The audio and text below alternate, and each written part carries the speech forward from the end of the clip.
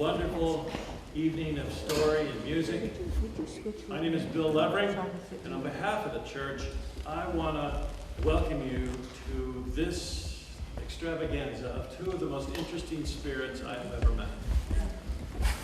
met. Wayne Hawkins, Christine Walters bring to us a fabulous spirit.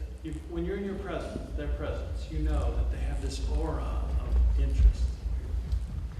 And they bring to us a talent that is captivating.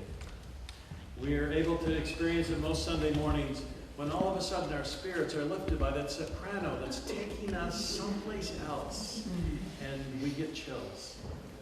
So I'm looking forward to these same things this evening. Welcome.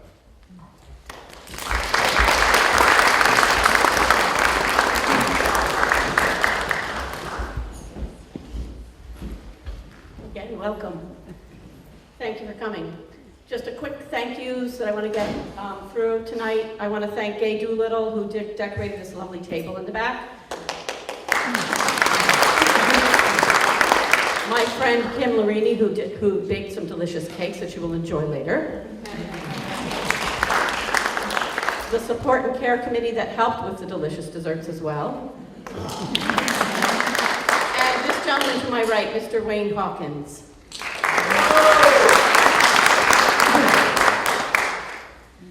So my name is Christine Boger Walters, and I've been a member of this church for about 20 years now.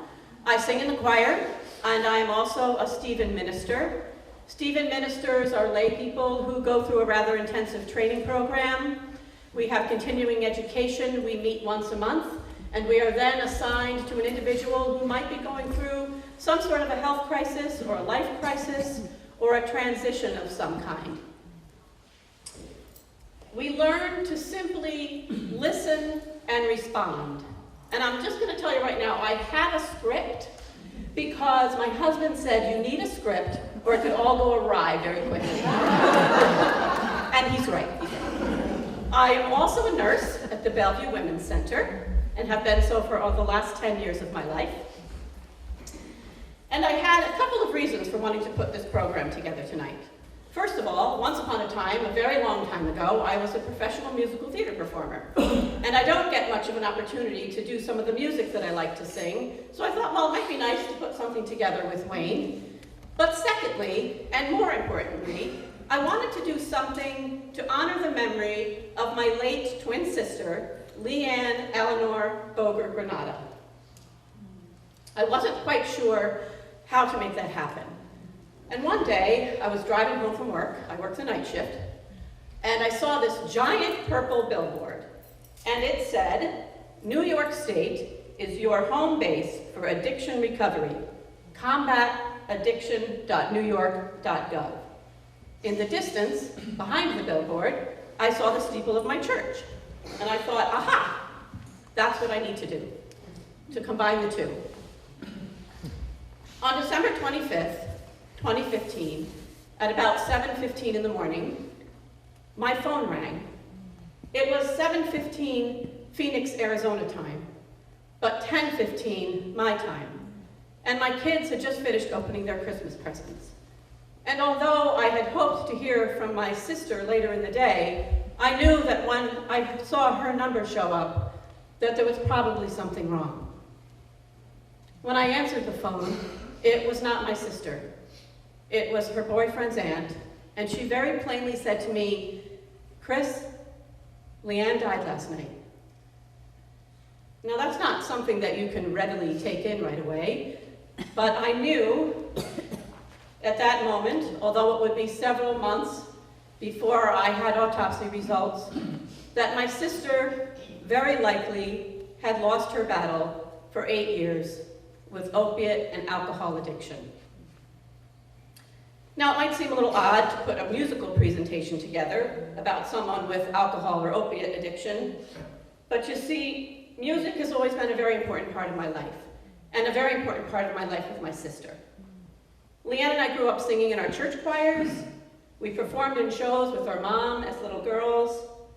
And I was also taught in the musical theater that the reason why a perfectly normal group of actors suddenly burst into song is because sometimes the emotion is so strong that you need to add music.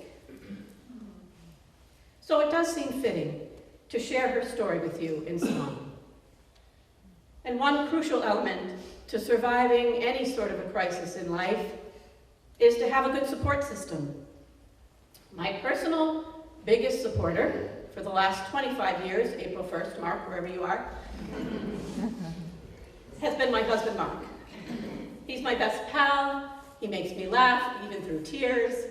And I'm not sure I would have survived the loss of my twin sister without having him by my side. This was our wedding song.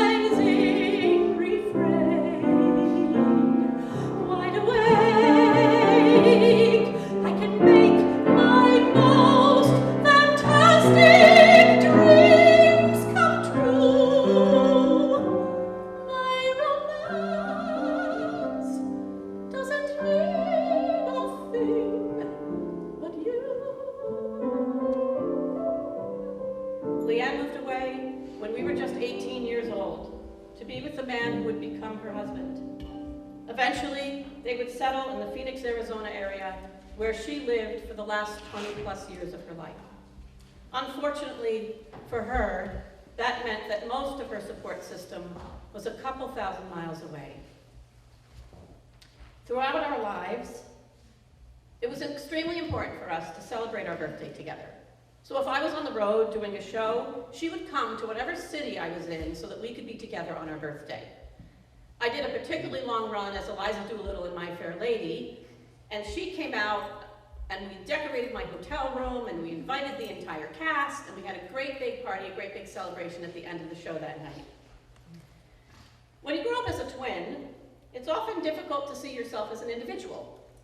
It's always us and we. I always felt a little homesick when Leanne and I weren't together. It's hard to explain, but remember, we started together from the moment of conception. As the cells divided, as the organs formed, we were together. And I recognized at one point that we were adults, living our own lives, but she was so very special to me, and I always felt such a spark of joy when she and I were together, that it would dull a little bit when we had to say goodbye. Wherever she was a magical place for me.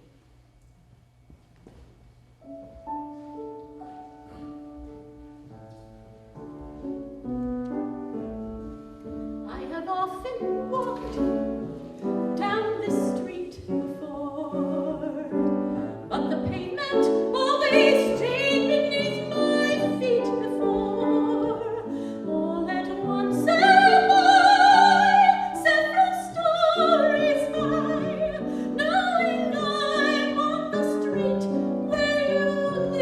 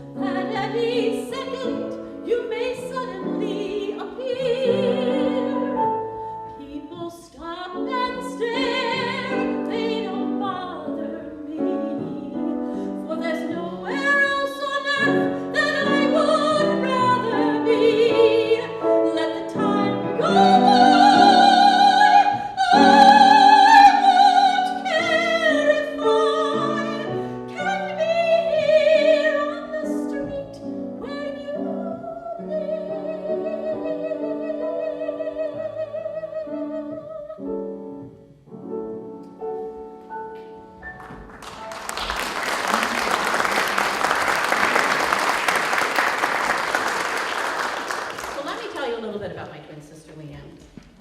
She was smart, and she was funny, and she was beautiful. She was the fixer of all things broken. That included objects, animals, mostly cats, and people. We called her MacGyver, you know, that show, that guy can fix anything at the last minute when everybody's gonna die. Well, that was Leanne. If there was a mechanical problem with something, she could fix it. She got that from my dad. One time she fixed her sump pump with a pair of pantyhose. Not sure how. And then I had a stroller while we were camping one time, and the whole front wheel popped off, and it was a great stroller, and I didn't want to have to go buy another one. And I said, this is terrible. I can't fit the kids in this double stroller anymore. She's like, I can fix it. So she and my dad took out this battery for a big lantern, and they pried off this old spring, and they like rigged it inside the wheel, and I had that stroller for 5 more years. She was the collector and fixer of all stray cats. The self-proclaimed crazy cat lady. I think she had 12 at the time of her death. And I'm pretty sure that a memo went out in the cat community in the greater Phoenix area informing any and all bedraggled, one-eyed, one-pawed, half-an-eye cat just to wander on past her house, you know, and they would be welcomed in and they would have it really well. She lost a lot of them along the way, but while they were with her, they had it good. Leanne was also a special ed teacher with a specialty at programming computerized talking devices. Most of her kids were wheelchair-bound and nonverbal. They knew her as Granada, not Mrs. Granada, not Mrs. Leanne, just Granada. It was like she was Cher to them. She was brilliant at her job. She liked to program the talking devices in a special way when I would come to visit her classroom, so that at a certain point, while she pretended she was doing the lesson, she would have one of her kids press a button and it would say something like, Granada is much more intelligent than Mrs. Walters. Or it would then say, Granada is much more beautiful than Mrs. Walters. She thought it was really funny, the kids thought it was really funny, and I kind of felt like I was being insulted by Stephen Hawking several times. She was also the wonderful mother of Peter Joseph, her only child. The son that she longed for after the loss of 2 previous pregnancies. So why would my sister become addicted to drugs or alcohol? When I was in nursing school, I remember a PowerPoint presentation. We were shown a bunch of different people on a particular slide, obviously in different modes of dress, from different socioeconomic levels, from different backgrounds, different races, different cultures, and we were asked to pick out which of these are the addicts. The answer was all of them. Addiction, you see, doesn't discriminate. It doesn't matter how much money you have in the bank, what letters you have after your name, what kind of education you have. It's an equal opportunity employer. What my sister really died of was shame and regret and guilt and the stigma that comes with struggling with this disorder. And I thought, if I can humanize this in any way and shed a little light on what that experience looks like, at least for me, that would be a good thing. Part of healing and recovery with opiate use disorder is discovering the triggers, as mentioned at a seminar I went to at work. The triggers, we have to treat the whole person. What led you to where you ended up? Leanne was a perfectionist. She was hard on herself. She wanted to fix her relationships. She had some trouble in her marriage. It made her sad because that she couldn't fix. She couldn't see herself out of it either. But I want to be very clear. I don't blame my brother-in-law, my former brother-in-law, for my sister's addiction, and that's important for me to say. The same would hold true later in her life when she had another relationship. She would repeat that pattern. Leanne felt isolated in Arizona. She missed her family, and it took a toll. She could never imagine leaving her husband because she couldn't leave Peter. In many ways, she was loyal to a fault to the men in her life.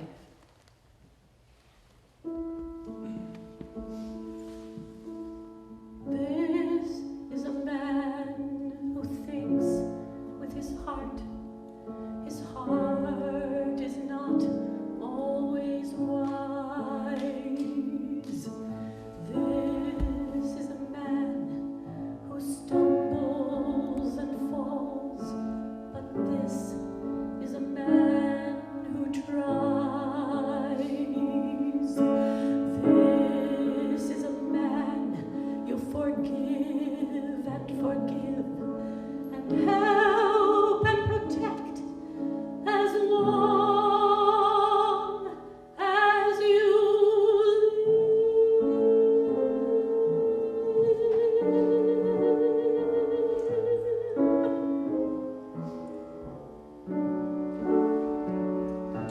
He may not always say what you would have him say, but now and then he'll say something wonderful.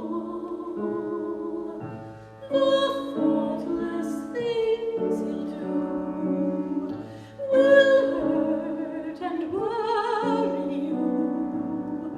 Then all at once he'll do something wonderful. He has 1,000 dreams that won't come true.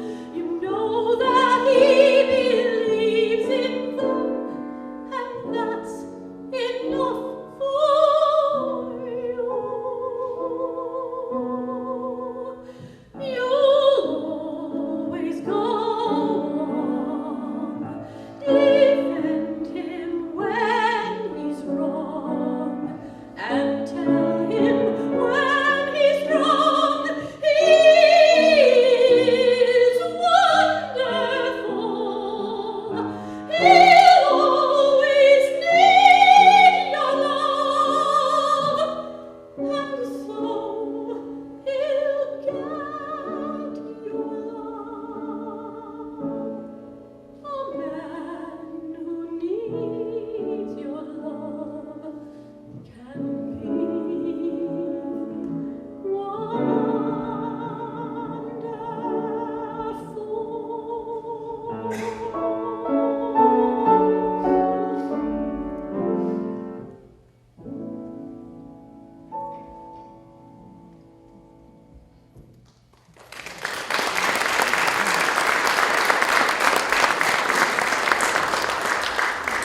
One of the other things that Leanne missed the most when she moved to Arizona was the change of seasons. When you grow up on the East Coast, it's hard to adjust to a climate like Phoenix. She could never quite get used to decorating her cactus and her orange trees in 75-degree weather for Christmas. She was the forever proud Jersey girl, and she would tell anyone. She loved to call coffee, coffee, just for the effect. It's coffee. We grew up in New Jersey, and Leanne loved the beach. I remember one time she came out east for my Uncle Wally's funeral, and it was in October. And I remember her saying she was sad to be here for that reason, but how much she loved smelling the crisp air and feeling the chill of autumn and the sound of the leaves crunching under her feet and the beautiful array of colors. I often wished that Wally was still around when Leanne was going through the worst of her addiction. My Uncle Wally was the perfect Stephen Minister without being a Stephen Minister. He always knew exactly what questions to ask to get you talking, and he knew exactly how to listen.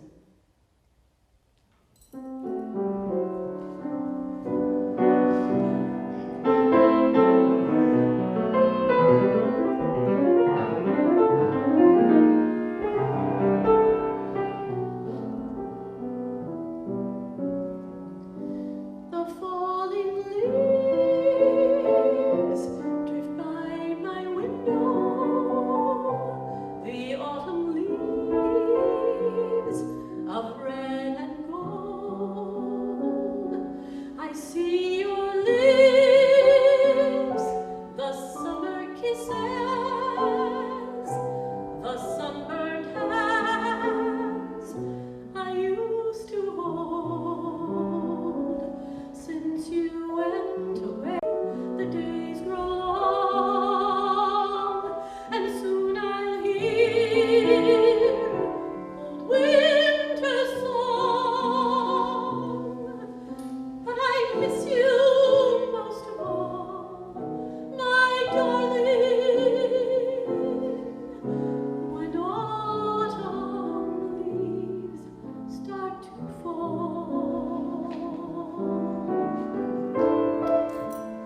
According to the National Institute on Drug Abuse, addiction is defined as a chronic relapsing disorder characterized by compulsive drug seeking and use despite adverse consequences.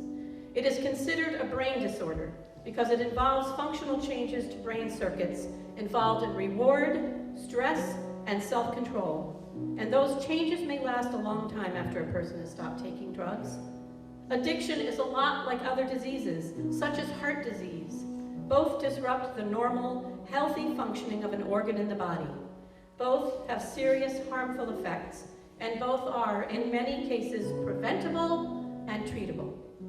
If left untreated, however, they can last a lifetime, and they may lead to death.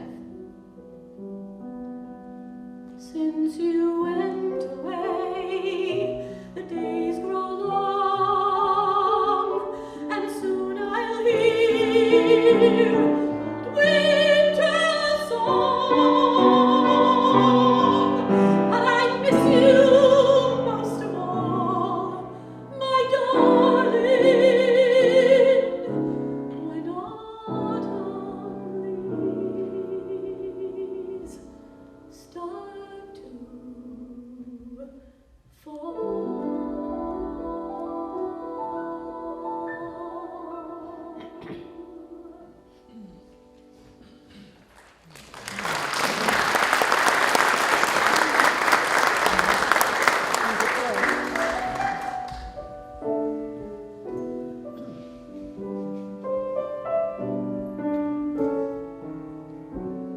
The things I used to like, I don't like anymore. I want a lot of other things I've never had before. It's just like Mother says, I sit around and moan, pretending I am wonderful, but knowing I'm a dope. I'm as restless as a willow in a windstorm. I'm as jumpy as a puppet on a string. I'd say that I had spring fever, but I know it isn't spring. I'm starry-eyed and vaguely discontented, like a nightingale without a song to sing. Oh, why should I have spring fever when it isn't even spring? I keep wishing I were somewhere else, walking down a strange new street, hearing words that I have never heard from a man I've yet to meet. I'm as busy as a spider spinning daydreams. I'm as giddy as a baby on a swing. I haven't seen a crocus or rosebud or a robin on the wing, but I feel so gay in a melancholy way that it might as well be spring. It might as well be spring.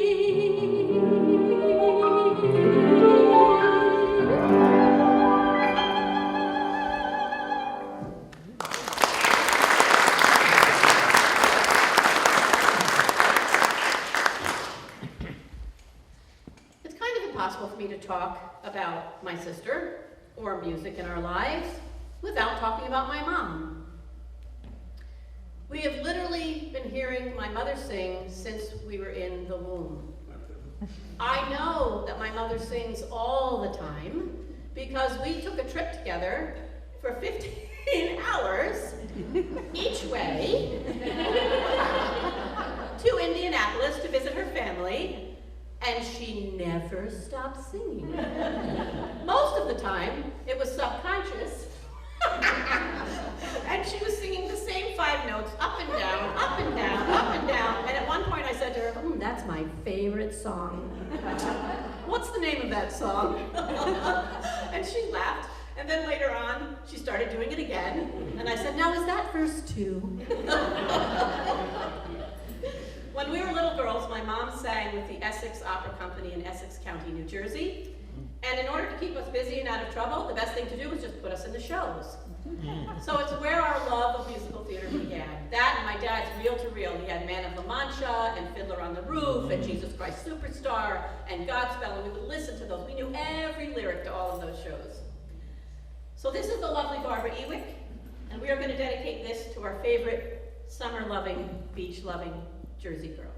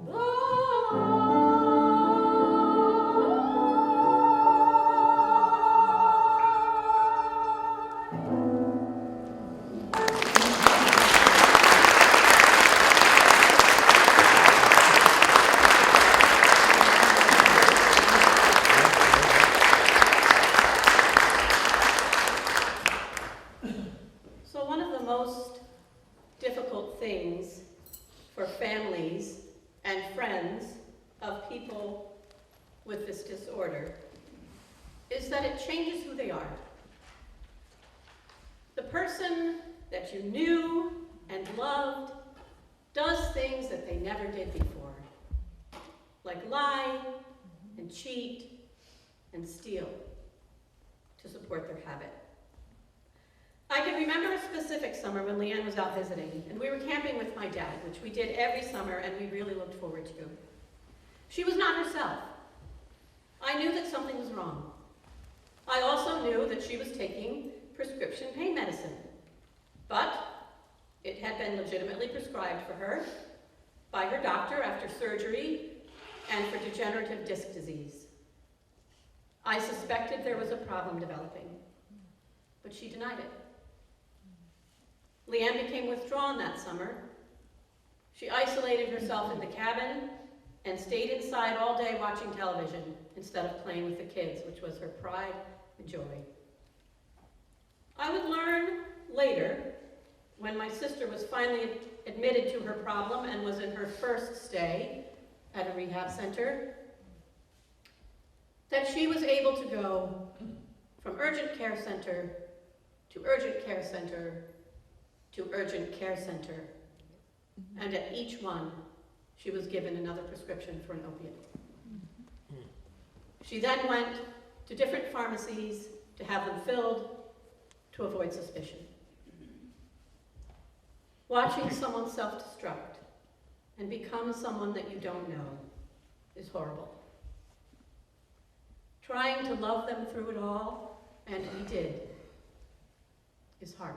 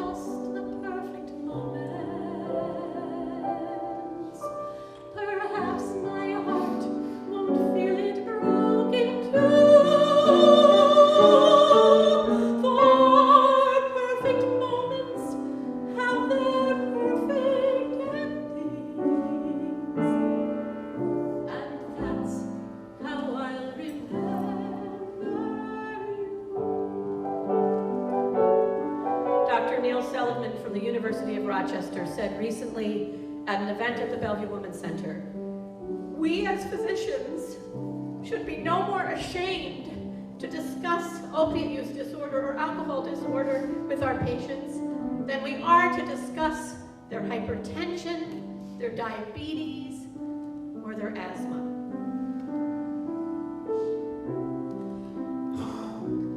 And once my life was filled with someone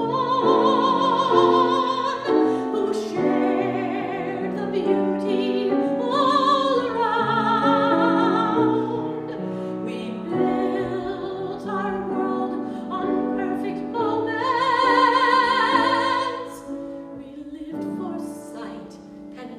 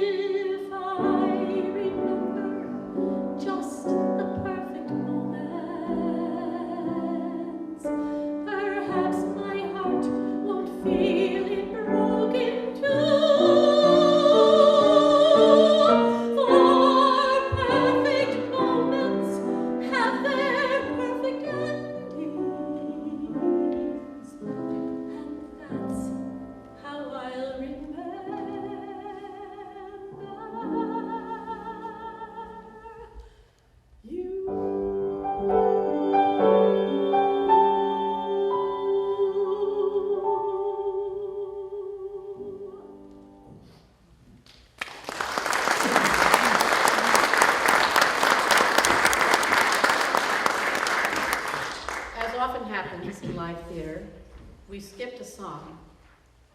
But that's okay, because we're going to go back. So, I talked about Leanne changing. She changed a lot. And eventually, she would start to lose everything that mattered to her. She lost her job and her beloved profession. Her marriage ended. Her relationship with her only child became different and difficult. She lost her friends and colleagues. When I did get to see her, I was well aware that it could all take a turn for the worse at any moment. I offered to help her in any way I could, including an offer to come live with me and to get into treatment. But she couldn't bring herself to leave Peter in Arizona. So I learned to enjoy all the time that we had together. And I did the best to savor those moments within the changes.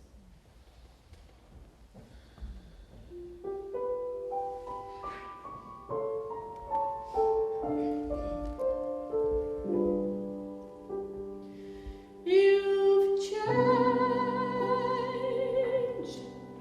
That sparkle in your eye is gone. Your smile is just a careless yawn.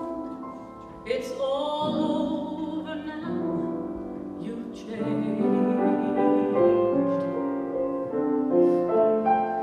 You've changed. Your kisses now are so blasé. You're bored with me in every way. You're breaking my heart. You've changed. You've forgotten the words I love you. Each memory that we shared, you ignore every star above you. I can't realize that you ever cared. You've changed. You're not the angel I once knew. No need to tell me we're through. It's all over now. You've changed.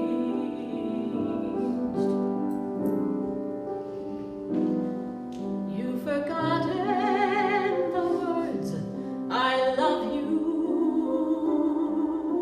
Each memory that we shared, you ignore every star above you.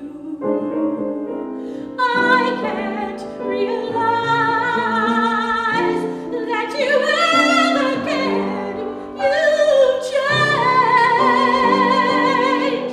That sparkle in your eye is gone, and your smile is just a careless yawn. It's all over now. You've changed.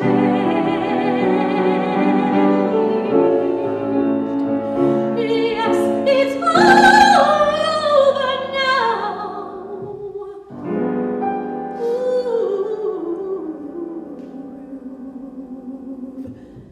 changed.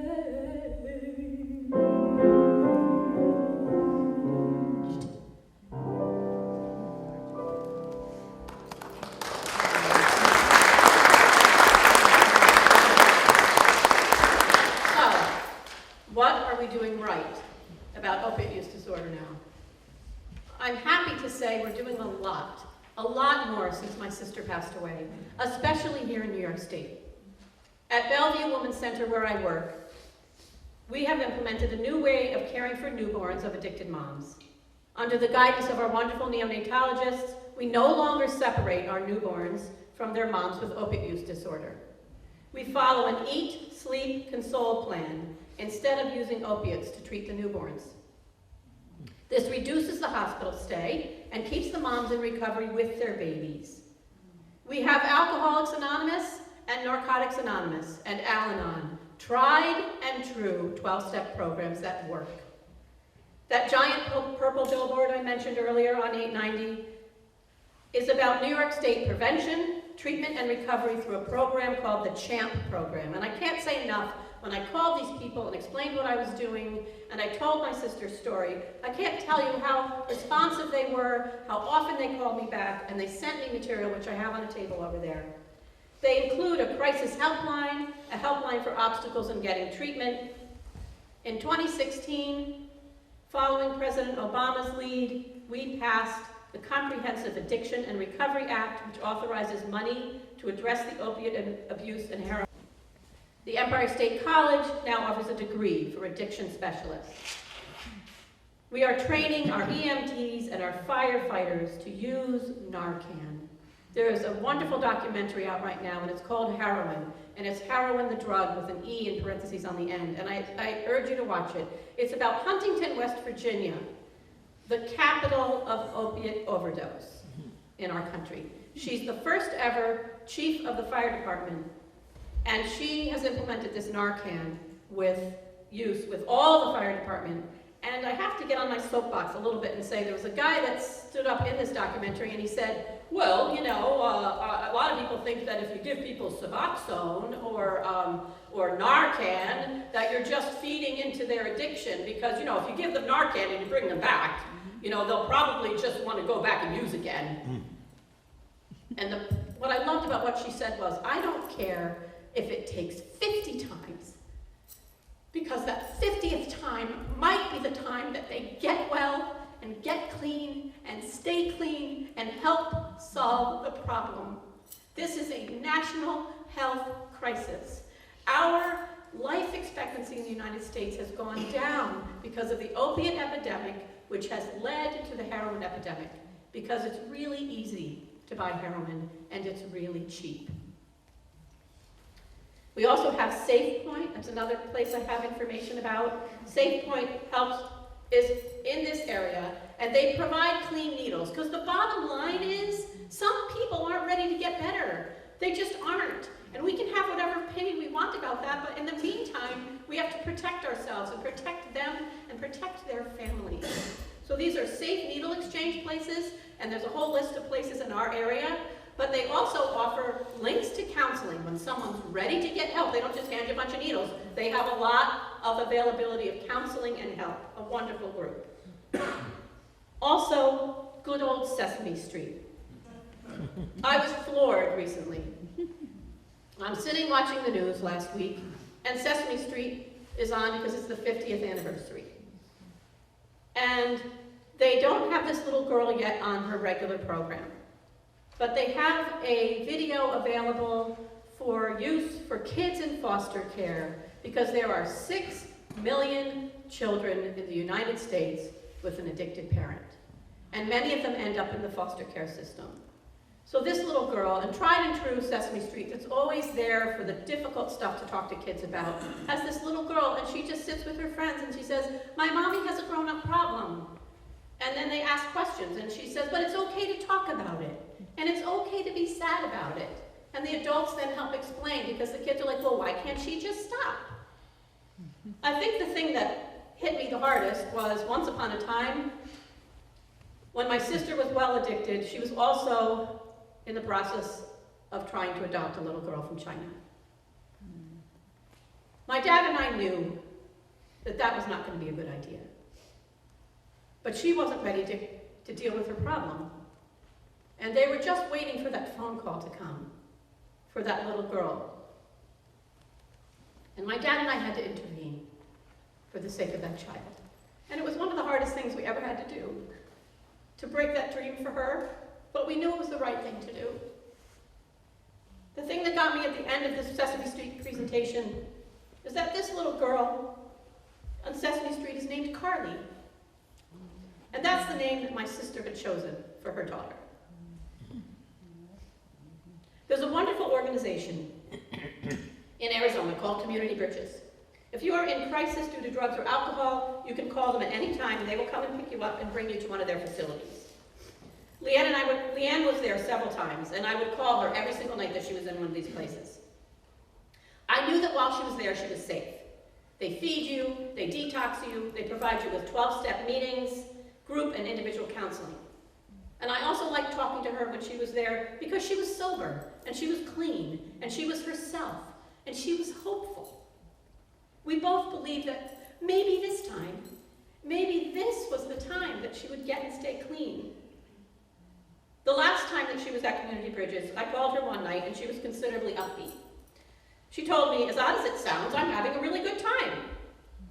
She said the meetings and the counseling are really helpful, and the people this time are particularly interesting.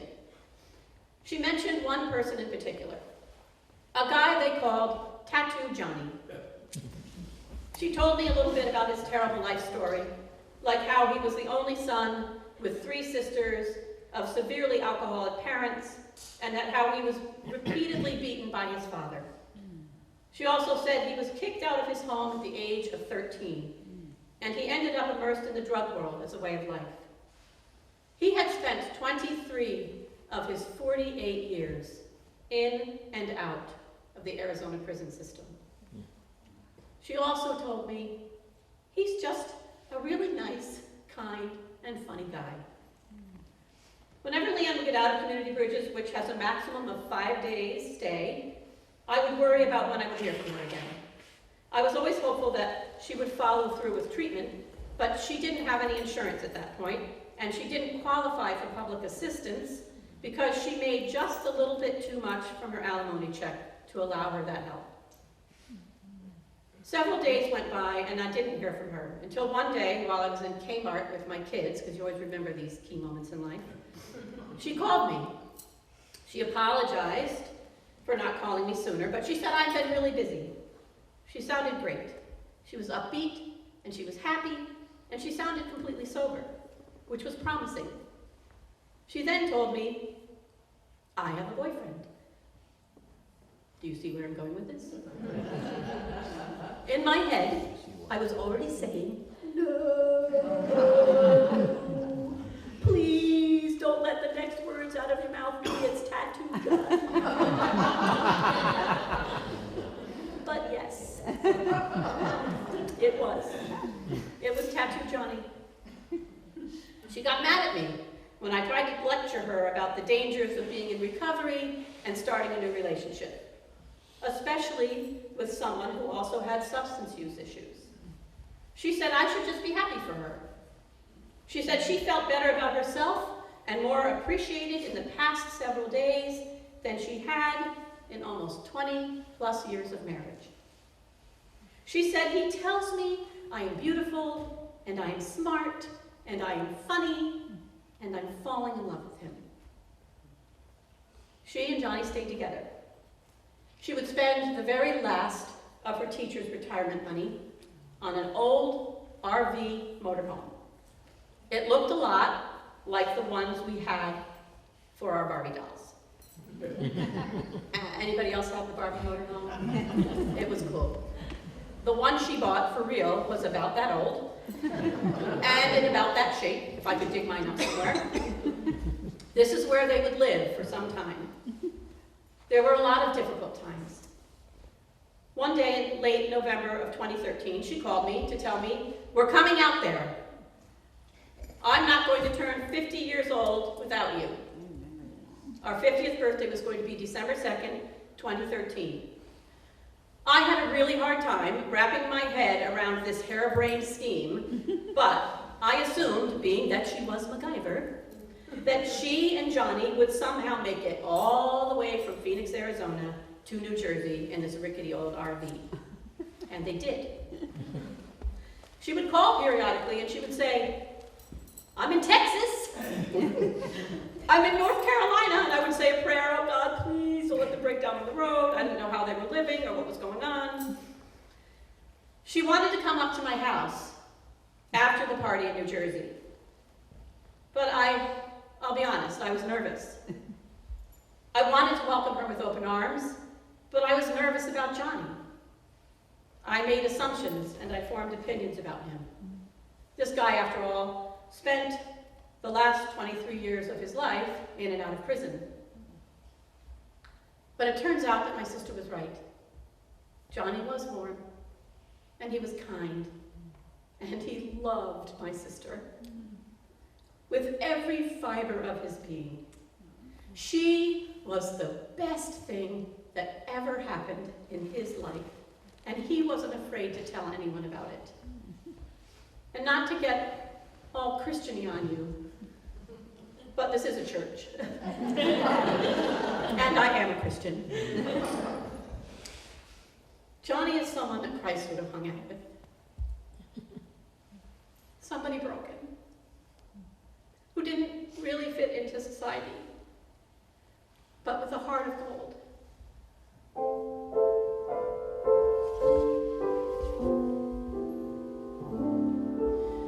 He's a fool, and don't I know it?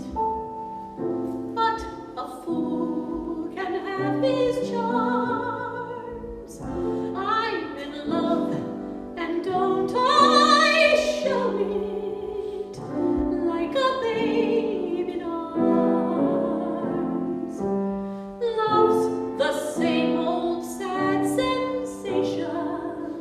Lately, I've not slept a wink since this half-pint imitation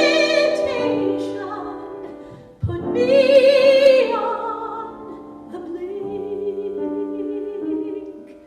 I'm wild again, beguiled again, a simpering, whimpering child again, bewitched, bothered, and bewildered am I.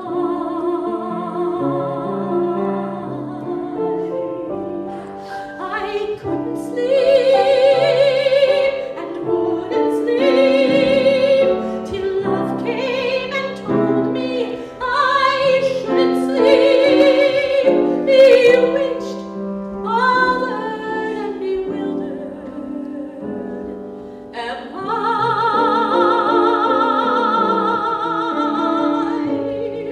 Lost my heart, but what of it? My mistake, I agree. He's a laugh, and I love it, although the laugh's on me. I'll sing to him each spring, to him, and long for the day when I'll cling to him.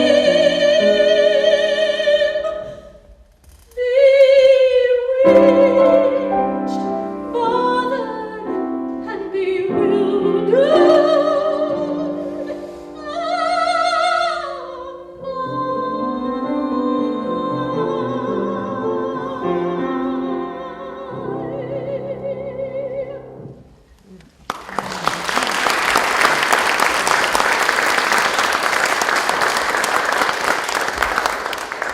After Leanne died, I didn't hold out a lot of hope for Johnny. But surprisingly, he keeps going, by the grace of God. He was devastated by the loss of Leanne, after so many losses in his life. He was really angry at God. Really angry. But in spite of everything, Johnny said to me, "Christine, your sister taught me to see the good in people. I never used to, until she came into my life. Leanne saw the good in everyone, and she taught me the same," he said. Leanne's son, Peter, is one resilient soul. He was about 13 when his mom became addicted, and he was 21 when she died. He had to grow up quickly, and sometimes he had to take on the parental role. Shortly before Leanne died, I had a big blowout with her because I was angry at her for yet again dragging Peter into another crisis after she and Johnny had another big blowout. Peter called me for help. And after that day, after our birthday, she did get help. She went to go see a psychiatrist because her alimony had ended and she now had enough money to pay for her bills, but she was allowed to be on public assistance, and she got herself to a psychiatrist. She called me on December 23rd, and she said, "I'm well. I'm not using, and I'm not drinking." She was quiet and reserved, but she sounded hopeful. She died the next night, Christmas Eve. The autopsy would reveal that she didn't have any alcohol in her system, but she had 6 different opiates in her blood.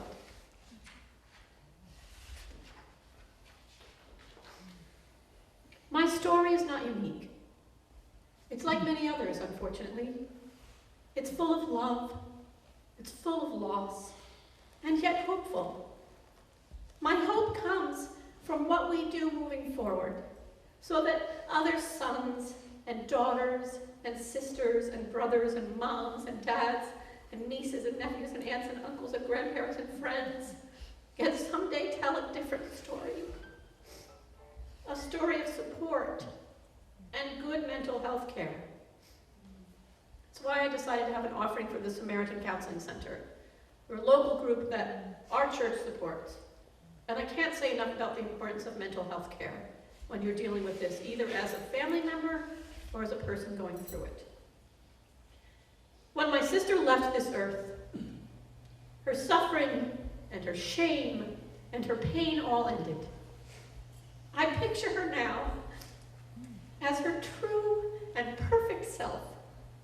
I believe that she was greeted not only by God, but by all those that she loved who went before her. Her Aunt Elaine, her Uncle Wally, a couple of her students who had died too young. Oh, and lots of cats. So many cats. When we were little kids, Leanne and I had a variety of nicknames for each other. The strangest one was Peep and Tip. She was Peep, and I was Tip. I have absolutely no idea where we came up with those names. I'm sure Leanne would remember, and then she would be mad at me for not remembering why. I can remember even up to the day before she died, that's what we called each other. "Hi, Tip, this is Peep," she would say. "Hi, Peep, this is Tip," I would say. It may have come from as far back as toddlerhood, when my mom says that we had our own little twin language that only we could understand. We preferred being crammed in a cardboard box together than playing with our toys. Mom said that we would just sit there facing each other and talk to each other in our little twin language. We were also Dorothy and Alice. I was Alice from Alice in Wonderland, and she was Dorothy from The Wizard of Oz.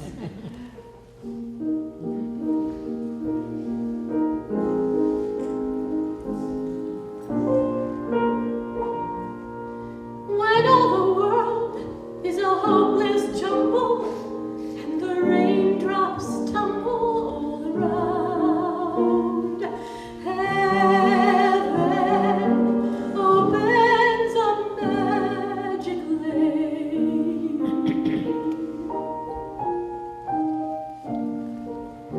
When all the clouds darken up the skyway, there's a rainbow highway to be found, leading from your window pane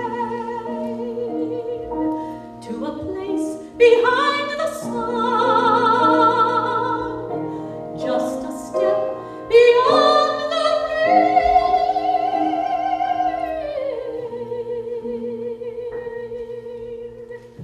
Somewhere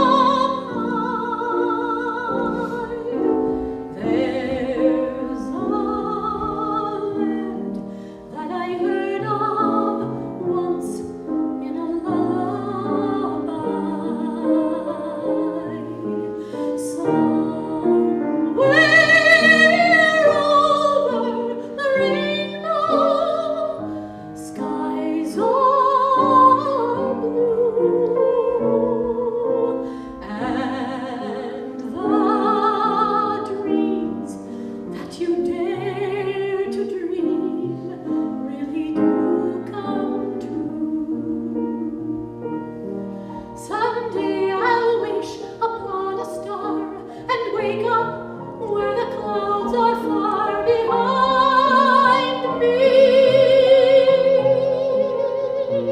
where troubles melt like lemon drops away on the chimney tops. That's where you'll find me, somewhere over the rainbow. Bluebirds fly, birds fly over the rainbow. Why then, oh why can't I? If happy little bluebirds fly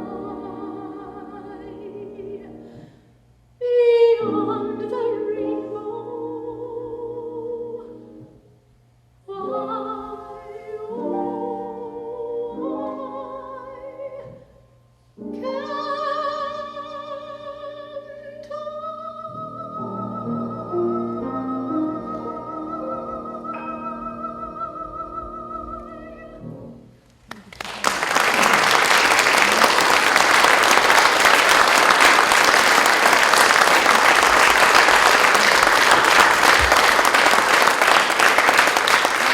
Thank you. Thank you for coming. You have all been excellent Stephen ministers. You listened. You didn't try to give me advice. Thank you. Please stay, look at some photos, have some snacks, visit amongst yourselves, and thank you very much. And thank you.